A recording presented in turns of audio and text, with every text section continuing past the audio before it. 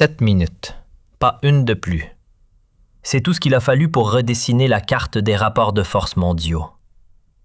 Vladimir Poutine venait à peine d'achever son éternelle litanie d'intimidation, pensant avoir une fois encore réduit l'auditoire du G20 au silence apeuré qu'il affectionne tant. Les regards baissés, les silences gênés, c'est ce qu'il attendait. Mais cette fois, la mécanique s'est enrayée. Un homme s'est levé. Sébastien Lecornu. Et en une phrase, il a figé l'air dans la salle comme un courant glacial venu de nulle part. Ce qu'il a dit n'avait rien d'un banal discours de circonstance. C'était une gifle diplomatique, cinglante, servie en public face au monde entier. Le maître du Kremlin, habitué à orchestrer la peur, s'est retrouvé au centre d'un spectacle qu'il n'avait pas répété et dont il était le bouc émissaire malgré lui. À Bali, ce matin-là, le décor était planté. 20 chefs d'État, les plus influents de la planète, réunis dans une salle chargée d'électricité. Mais sous la surface d'un sommet économique se tramait une véritable joute idéologique. L'Occident contre l'homme fort du Kremlin, démocratie face à dictature, la parole civilisée contre la brutalité pure. Poutine était arrivé avec sa délégation habituelle, flanqué de ses hommes de sécurité imposants et de ses conseillers au visage fermé. Le maître du Kremlin affichait cette assurance glaciale qui avait terrorisé tant de dirigeants mondiaux au fil des années. Il pensait pouvoir, une fois de plus, imposer sa volonté par l'intimidation et les menaces voilées. Ce qu'il ne savait pas, c'est que Sébastien Lecornu avait passé des semaines à préparer cette confrontation. Le premier ministre français n'était pas venu à Bali pour subir les provocations de Poutine. Il était venu pour montrer au monde entier comment on répond à un dictateur. Mais personne ne le savait encore. Personne, sauf Emmanuel Macron peut-être, qui observait la scène avec ce sourire énigmatique qu'il réservait aux grands moments diplomatiques. L'affrontement commence dès la session plénière sur la sécurité mondiale. Poutine prend la parole avec son arrogance habituelle, cette autorité brutale que lui confère le contrôle d'un arsenal nucléaire de 6000 têtes. « Mes chers collègues, dit-il avec ce sourire froid qui glace le sang de ses interlocuteurs, le monde traverse une période de tension artificielle créée par certaines puissances occidentales irresponsables. C'est le début de son offensive traditionnelle. Poutine évoque les provocations de l'OTAN, critique l'aide militaire à l'Ukraine, menace de conséquences imprévisibles pour ceux qui osent défier la Russie. Chaque phrase est calculée pour instiller la peur, pour rappeler aux dirigeants présents qu'ils ont face à eux un homme capable du pire. Il pense tenir son auditoire sous sa coupe, mais quelque chose d'inhabituel se produit. Lecornu ne réagit pas comme les autres dirigeants. Au lieu de détourner le regard ou de prendre des notes nerveusement, il fixe Poutine droit dans les yeux avec une intensité troublante. Quand le dictateur russe termine sa première salve de menaces, le premier ministre français demande simplement « Avez-vous terminé votre numéro, monsieur Poutine ?» Le mot « numéro » résonne dans la salle comme une gifle. Personne n'ose jamais parler ainsi au maître du Kremlin. « Je souhaiterais répondre à votre performance », continue Lecornu en se levant lentement. Et là, pendant les 7 minutes suivantes, tout va basculer. « Monsieur Poutine », commence Lecornu avec un calme olympien qui contraste violemment avec l'agressivité russe. « Permettez-moi de vous expliquer la différence entre un dirigeant et un voyou. Le premier coup porte. L'assistance retient son souffle. Aucun chef d'État n'a jamais osé traiter Poutine de voyou en public. Un dirigeant inspire le respect par ses actions. Un voyou tente d'obtenir la soumission par la peur. Devinez dans quelle catégorie vous vous situez. Poutine tente d'intervenir, mais Lecornu ne lui laisse pas le temps. Vous parlez de provocation occidentale? Parlons plutôt de vos invasions. Géorgie 2008, Crimée 2014, Ukraine 2022. 3 agressions, 3 violations du droit international. C'est votre bilan, monsieur Poutine. Chaque accusation fait mouche. Les caméras de CNN, BBC et toutes les chaînes mondiales filment cette confrontation historique. Vous menacez de conséquences imprévisibles? Laissez-moi vous dire quelles sont les conséquences prévisibles de vos actions, continue Lecornu implacablement. Isolation internationale, effondrement économique, fuite des cerveaux. Votre pays devient un paria mondial sous votre règne. Poutine, habitué à terroriser ses interlocuteurs, commence à comprendre qu'il a affaire à un adversaire de tout autre calibre. Le cornu n'a pas peur, ne recule pas, ne cherche pas à apaiser. Au contraire, il attaque de front. Vous voulez parler de sécurité mondiale? Très bien. Qui menace d'utiliser l'arme nucléaire contre des civils? Qui empoisonne ses opposants à l'étranger? Qui finance le terrorisme international? Nous savons tous de qui il s'agit. L'accusation directe fait l'effet d'une bombe. Les dirigeants présents n'en croient pas leurs oreilles. Quelqu'un ose enfin dire à Poutine ces 4 vérités devant le monde entier. Mais le plus pathétique dans votre attitude, Monsieur Poutine, poursuit le cornu avec un mépris non dissimulé, c'est votre lâcheté. Vous vous cachez derrière vos armes nucléaires parce que vous savez que votre armée est incapable de gagner une guerre conventionnelle. C'est le coup de grâce. L'allusion à l'échec militaire russe en Ukraine fait perdre ses moyens au dictateur. Poutine devient livide. Ses mains tremblent légèrement. Pour la première fois de sa carrière, il se trouve désarçonné devant un parterre international. « Vous déformez la réalité, » balbutie-t-il. « Je déforme quoi exactement ?» réplique le cornu avec un sourire glacial. « Vos échecs militaires en Ukraine, votre incapacité à prendre Kiev, vos généraux qui se font tuer les uns après les autres, ou peut-être votre fuite précipitée de Kharkiv. » Chaque question est un coup de poignard. Poutine tente de reprendre le contrôle. La Russie défend ses intérêts légitimes. « Vos intérêts légitimes ?» l'interrompt le cornu. « Massacrer des civils, c'est un intérêt légitime? Bombarder des hôpitaux, c'est de la légitime défense? Déporter des enfants ukrainiens, c'est de la protection? » L'énumération des crimes de guerre russes résonne dans le silence assourdissant de la salle. Les autres dirigeants assistent, médusés, à cette démolition en règle du tyran russe. Monsieur Poutine, vous n'êtes pas un homme d'État. Vous êtes un criminel de guerre qui se cache derrière un bureau présidentiel, assène le cornu avec une froideur chirurgicale. Et aujourd'hui, devant le monde entier, je vous le dis, la France n'a pas peur de vous. Le silence qui suit est assourdissant. Poutine, l'homme qui a fait trembler l'Europe pendant des années, reste sans voix. Son visage exprime un mélange de rage et d'humiliation qu'aucun photographe n'avait jamais capturé. Mais le cornu n'en a pas terminé. Vous voulez savoir ce qui va se passer maintenant? Je vais vous l'expliquer très simplement, continue-t-il en s'approchant de la table russe. La France va continuer à armer l'Ukraine jusqu'à votre défaite complète. Nous allons renforcer les sanctions jusqu'à ce que votre économie s'effondre et nous allons poursuivre vos crimes devant tous les tribunaux internationaux. Poutine tente une dernière manœuvre désespérée. « Vous jouez avec le feu nucléaire? » « Non, Monsieur Poutine, coupe le cornu. C'est vous qui jouez avec le feu et vous venez de vous brûler devant le monde entier. » Le premier ministre français se tourne alors vers l'Assemblée. « Mesdames et messieurs les dirigeants, regardez cet homme. Voici à quoi ressemble un dictateur quand on lui tient tête. Un lâche qui ne sait que menacer et intimider. » L'ovation qui suit surprend même le cornu. Joe Biden se lève le premier, suivi par Ursula von der Leyen, puis par tous les dirigeants démocratiques présents. Même Xi Jinping, pourtant allié de Poutine, reste assis sans applaudir, mais ne proteste pas non plus. Poutine, complètement isolé, assiste impuissant à son humiliation publique.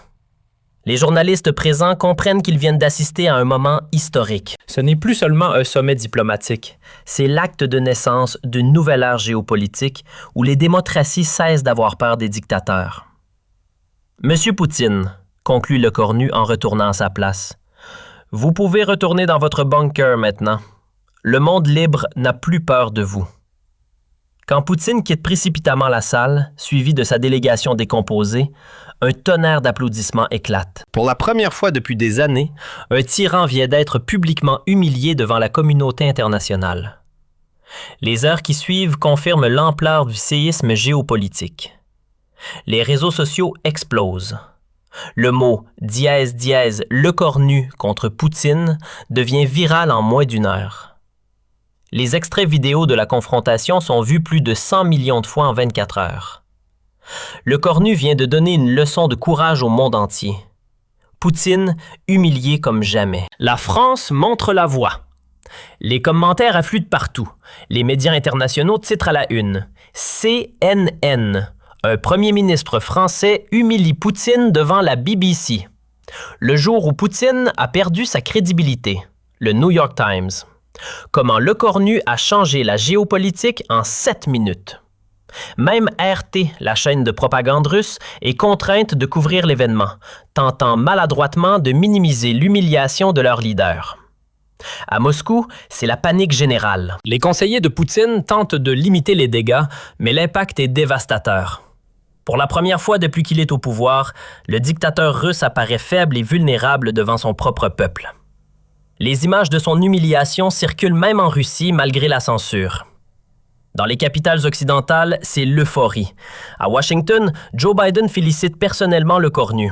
« Vous avez fait ce que nous rêvions tous de faire depuis des années. » À Londres, le premier ministre britannique salue un moment historique de courage français.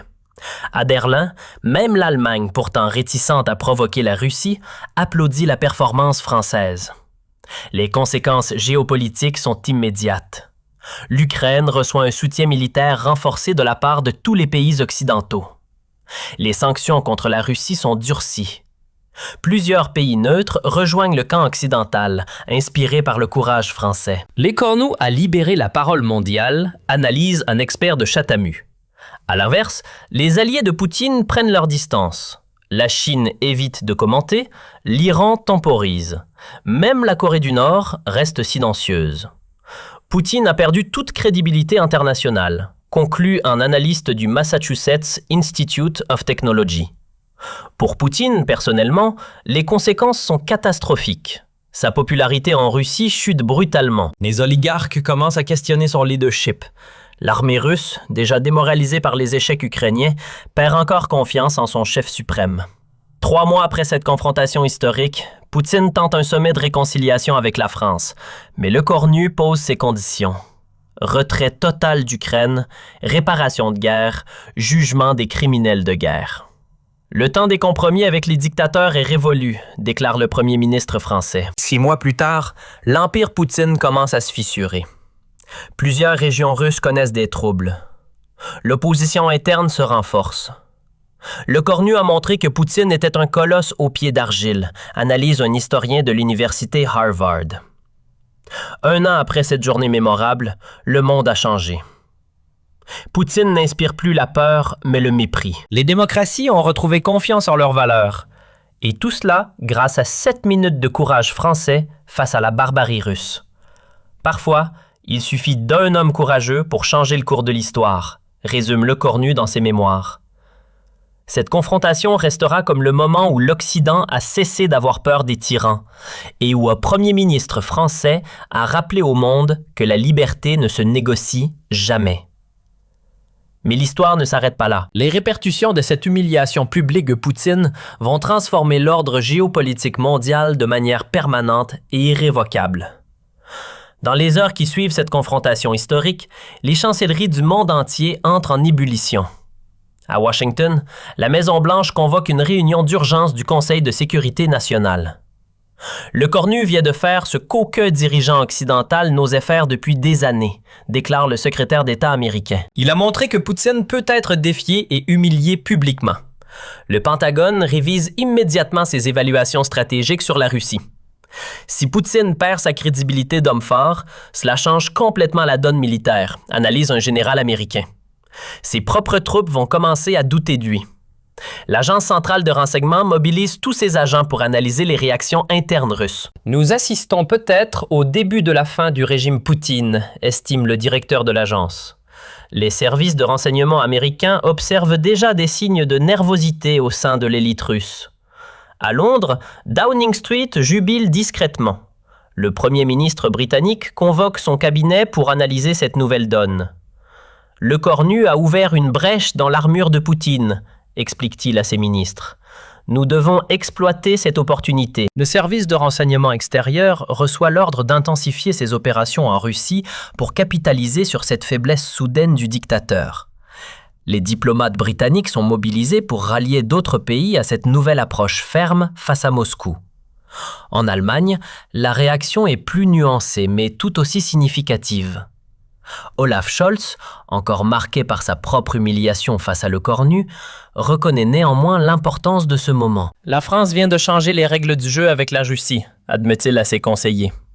Nous ne pouvons plus faire comme si de rien n'était. L'Allemagne, traditionnellement prudente avec Moscou à cause de sa dépendance énergétique, commence à reconsidérer sa position. Berlin annonce l'accélération de sa transition énergétique pour réduire sa vulnérabilité au chantage russe. Les entreprises allemandes reçoivent l'ordre de préparer leur désengagement total du marché russe. Dans les pays d'Europe de l'Est, l'enthousiasme est palpable. La Pologne, les pays baltes, la République tchèque saluent unanimement le courage de Le Cornu. « Enfin, quelqu'un a dit à Poutine ce que nous pensions tous », déclare le président polonais. Ces pays, qui subissent les pressions russes depuis des décennies, voient dans cette confrontation une libération. Ils proposent immédiatement de renforcer leur coopération militaire avec la France. L'Organisation du traité de l'Atlantique Nord révise ses stratégies de défense face à une Russie potentiellement affaiblie. En Ukraine, l'impact est immédiat et spectaculaire. Volodymyr Zelensky organise une conférence de presse extraordinaire pour remercier la France. Le Cornu a fait plus en 7 minutes que des mois de diplomatie, déclare-t-il. Il a montré au monde le vrai visage de Poutine. Le moral des troupes ukrainiennes remonte en flèche. Les soldats diffusent massivement les images de l'humiliation de Poutine. « Si leur chef peut être ridiculisé ainsi, nous pouvons les battre », se disent-ils. L'armée ukrainienne lance immédiatement plusieurs offensives, galvanisées par cette démonstration de faiblesse russe. À Moscou, c'est la panique totale. Poutine, rentré précipitamment du groupe des 20, s'enferme dans son bunker du Kremlin. Ses conseillers tentent de minimiser les dégâts, mais l'ampleur de l'humiliation dépasse tout ce qu'ils ont connu. Vladimir Vladimirovitch a été pris au dépourvu, admet l'un d'eux. Personne n'avait anticipé une attaque aussi frontale. Les services de sécurité russes reçoivent l'ordre de censurer massivement les réseaux sociaux. Mais les images de la confrontation circulent déjà partout. Même en Russie, malgré la propagande officielle, les citoyens voient leur leader humilié comme jamais. Les oligarques russes, déjà inquiets des sanctions occidentales, commencent à paniquer. Si Poutine perd sa crédibilité internationale, nous risquons de tout perdre, confie l'un d'eux à ses associés. Certains d'entre eux entament discrètement des contacts avec des intermédiaires occidentaux pour négocier leur sortie de l'orbite poutinienne. Les généraux russes, déjà ébranlés par les échecs militaires en Ukraine, voient leur confiance en leur chef suprême s'effriter davantage. Des réunions secrètes s'organisent au sein de l'état-major pour discuter de l'avenir du pays. « Comment peut-on suivre un leader qui se fait humilier ainsi ?» murmurent-ils entre eux.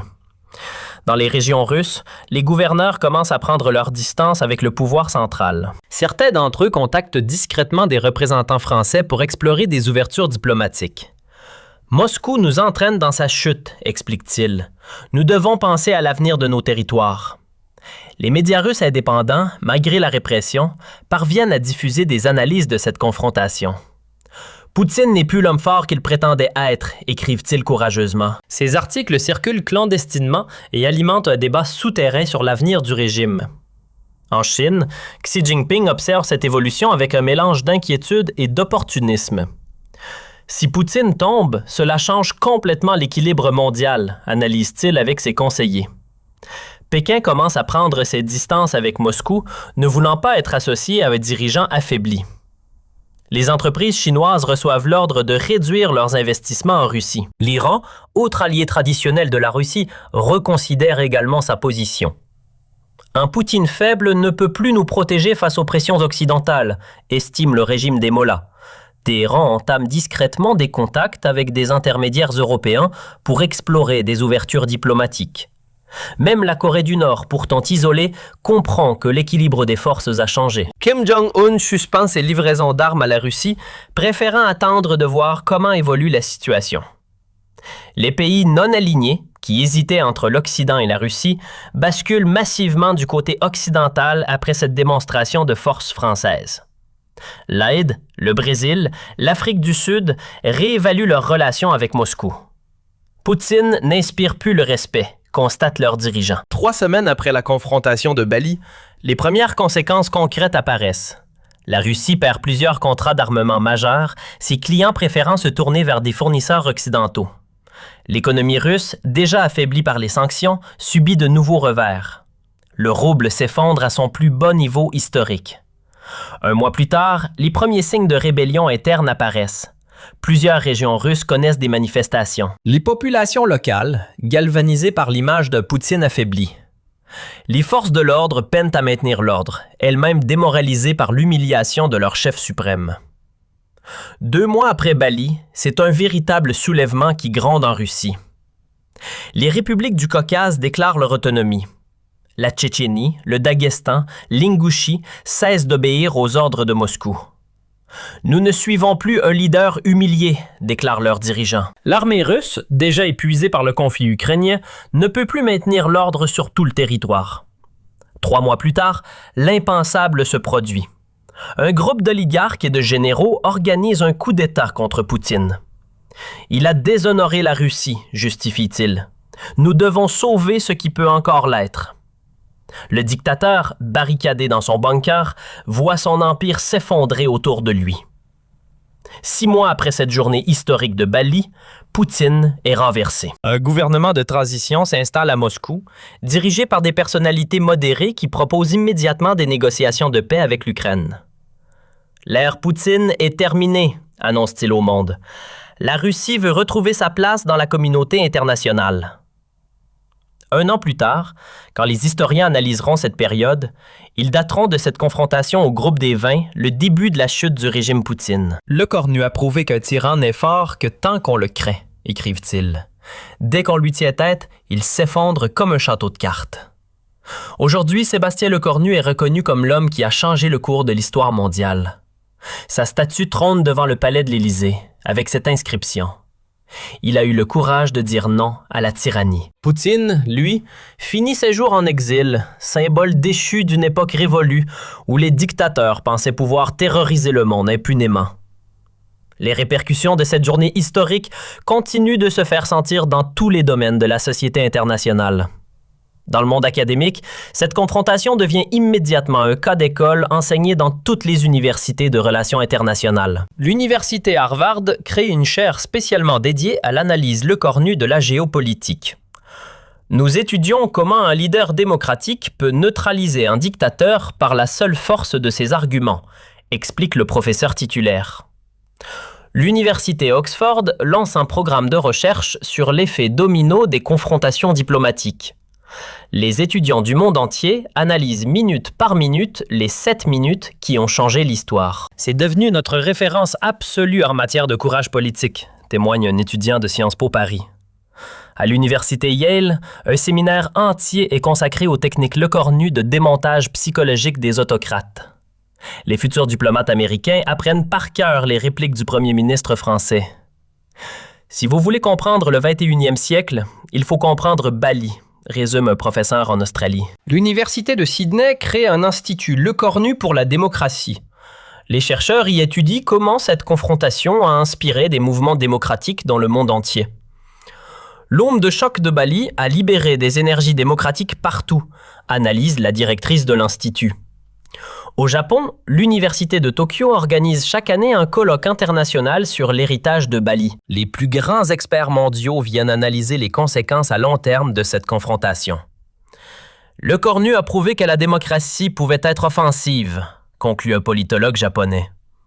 Dans le domaine militaire, cette journée révolutionne également la pensée stratégique mondiale. L'école de guerre française intègre la méthode Lecornu dans ses cursus de formation des officiers supérieurs. Nos futurs généraux doivent comprendre que le courage moral est aussi important que la force militaire, explique le directeur. Le Pentagone révise ses manuels de stratégie pour inclure cette nouvelle approche de confrontation avec les dictatures. Lecornu nous a montré qu'on peut gagner une guerre sans tirer un seul coup de feu, reconnaît un général américain. L'organisation du traité de l'Atlantique Nord crée un centre d'excellence sur la guerre psychologique démocratique, inspiré directement de cette confrontation. L'état-major britannique développe des formations spéciales pour préparer ses officiers à affronter les tyrans avec les armes de la démocratie. Même en Israël, le Mossad étudie attentivement les techniques employées par Lecornu pour neutraliser un adversaire supérieur en nombre. C'est de l'art de la guerre adapté au 21e siècle, estime un expert en sécurité. Dans le monde économique, l'impact est tout aussi profond. La Bourse de Paris devient la nouvelle référence européenne, détrônant Francfort. Les investisseurs internationaux voient dans la France de Le Cornu un modèle de stabilité et de leadership. Après Bali, tout le monde veut investir en France, constate un analyste de Wall Street. Les entreprises françaises voient leur valorisation exploser. Total, LVMH, Airbus battent des records en bourse. L'effet Le Cornu booste toute l'économie française, observe un économiste de l'Organisation de coopération et de développement économique. Les fonds souverains du monde entier réorientent leurs investissements vers la France. À Londres, la City redécouvre l'attractivité française.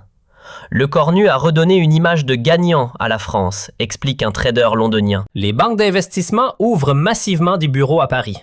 Même les fonds spéculatifs américains délocalisent une partie de leurs activités en France. On veut être associé au succès français, justifie un gestionnaire de fonds new-yorkais. Dans le domaine culturel, cette victoire diplomatique déclenche une véritable renaissance française mondiale.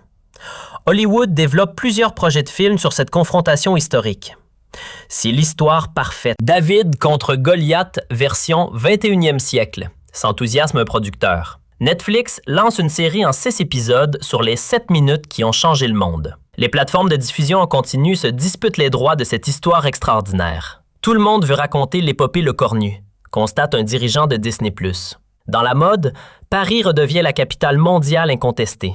Les créateurs français sont sollicités partout. Le Cornu a redonné du glamour à la France, explique le directeur de Chanel. Milan et New York perdent du terrain face à cette renaissance parisienne. Les semaines de la mode du monde entier invitent massivement les créateurs français. Dans la gastronomie, l'effet est tout aussi spectaculaire. Les restaurants français s'ouvrent massivement à l'étranger. Tout ce qui est français est devenu tendance après Bali, observe un chef étoilé. Les exportations de vins français explosent. Les produits du terroir hexagonal conquièrent de nouveaux marchés. L'art de vivre à la française bénéficie de l'effet Le Cornu, analyse un spécialiste du marketing. Dans le domaine sportif, cette nouvelle image française attire de grands événements. Paris obtient l'organisation de plusieurs compétitions majeures supplémentaires. Le dynamisme français sous Le Cornu nous séduit, explique un responsable olympique. Les clubs de football français attirent les meilleurs joueurs mondiaux. Même le Paris Saint-Germain bénéficie de l'aura Le Cornu, plaisante un journaliste sportif.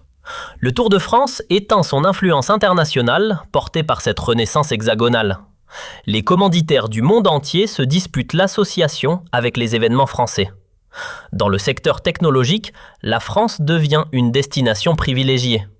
La Silicon Valley délocalise plusieurs de ses activités vers Paris. L'écosystème français nous paraît plus stable depuis Le Cornu, explique un dirigeant de Google. Les jeunes entreprises européennes choisissent massivement la France pour s'implanter. Le Cornu a créé un climat de confiance extraordinaire, témoigne un entrepreneur britannique. Même les géants asiatiques de la technologie ouvrent des centres de recherche en France. Nous voulons profiter du dynamisme français, justifie un dirigeant de Samsung. Dans l'espace, cette nouvelle influence se traduit par des partenariats renforcés. Les agences spatiales européennes relocalisent davantage d'activités en France. L'Administration nationale de l'aéronautique et de l'espace propose des coopérations privilégiées avec le Centre national d'études spatiales français. Le Cornu a redonné une ambition spatiale à la France, observe un expert aérospatial. Même SpaceX, fondé par Elon Musk, envisage d'implanter une base de lancement en Guyane française. Dans le domaine de l'intelligence artificielle, la France attire les meilleurs cerveaux mondiaux. L'effet Le Cornu nous fait paraître plus attractif que la Silicon Valley, se réjouit un chercheur français.